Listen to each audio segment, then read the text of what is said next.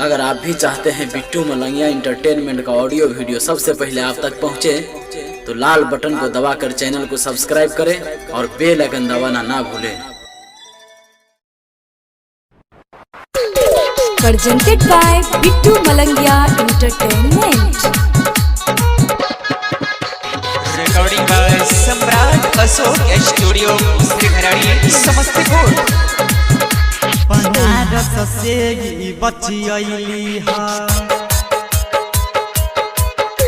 बनारस से बचियली है यूपी बिहार में।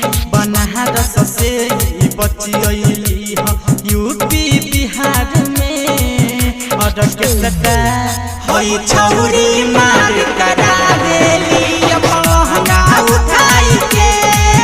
होई छौरी मार करा देली महंगा उठाई के। बनारस से बचियली है यूपी बिहार में। बनारस से बचियली है यूपी बिहार में।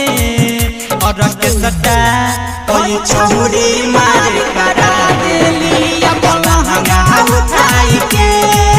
होई छौरी मार करा देली महंगा उठाई के। बनारस से बचियली है डीजे बिट्टू मलंगिया, डीजे बिट्टू मलंगिया, मधुबनी मधुबनी।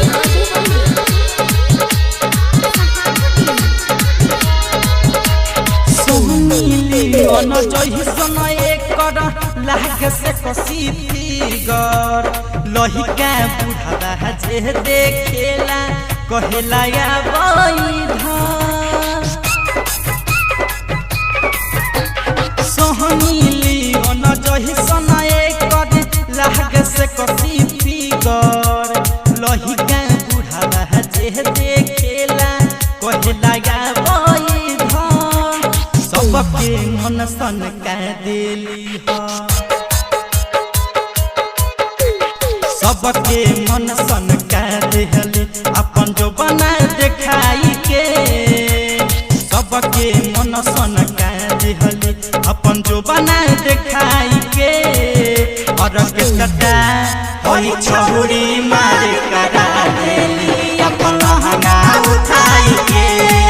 होई छौरी मार करा देली अपन महंगा उठाई के। बनारस से बचियली है डीजे बिट्टू मलंगिया, डीजे बिट्टू मलंगिया,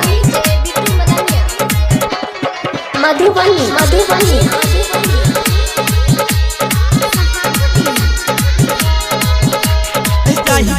गुंजन मोहन से कहे माले लगे सुपर। पंकज दीवाना है कहमर धके चढ़ जाई तोरा ऊपर। रही तोर गुंजन मोहन से कहे माले लगे सुपर। पंकज दीवाना है कहमर धके चढ़ जाई तोरा ऊपर। अभिषेक कहे चुमा ले हम, अभिषेक कहे चुमा ले हम लमरी देखाई के। सरवन कहे चुमा ले हम लमरी देखाई के।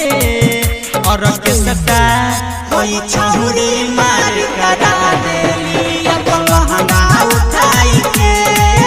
होई छौरी मार करा देली महंगा उठाई के। बनारस से बचियली है